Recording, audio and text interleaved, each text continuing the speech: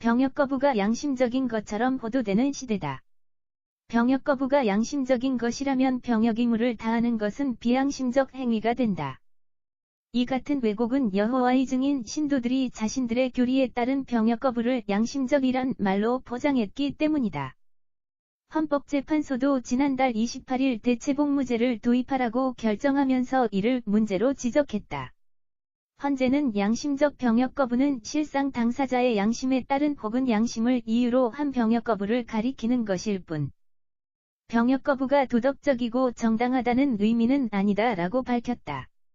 이어 양심적 병역 거부라는 용어를 사용한다고 하여 병역 의무 이행은 비양심적이 된다거나 병역을 이행하는 거의 대부분의 병역 의무자들과 병역 의무 이행이 국민의 숭고한 의무라고 생각하는 대다수 국민이 비양심적인 사람이 되는 것은 결코 아니다라고 강조했다.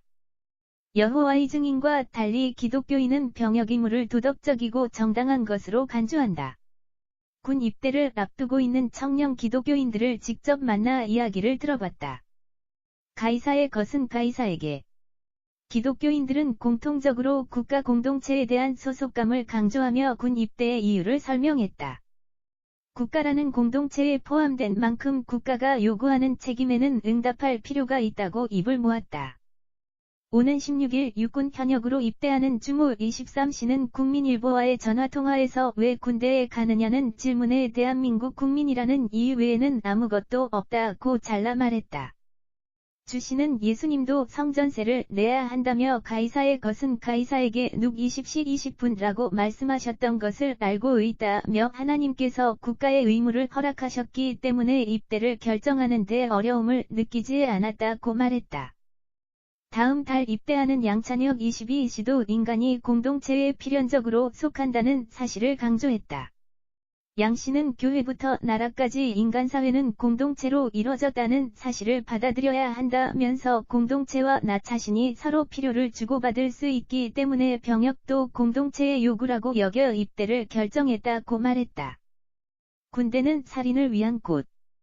여호와의 증인처럼 성경을 문자적으로 해석해선 안 된다는 점에 대한 공감대도 확고했다. 여호와의 증인은 살인을 금하고 사람을 사랑하라고 강조하지만 이는 병역 거부의 이유가 될 수 없다. 살인이나 침략을 위해서가 아니라 오히려 살인을 막고 나라를 지키기 위해 입대하기 때문이다. 10월 입대가 예정된 윤명식 21씨는 성경의 근본주의적 해석을 경계했다. 그는 성경에 살인하지 말라는 말씀이 있는 것은 사실이라면서도 군대는 평화를 지키는 집단이라고 생각하기 때문에 군에 가는 것이 성경 말씀을 저버리는 행위라고 생각하지 않는다고 말했다.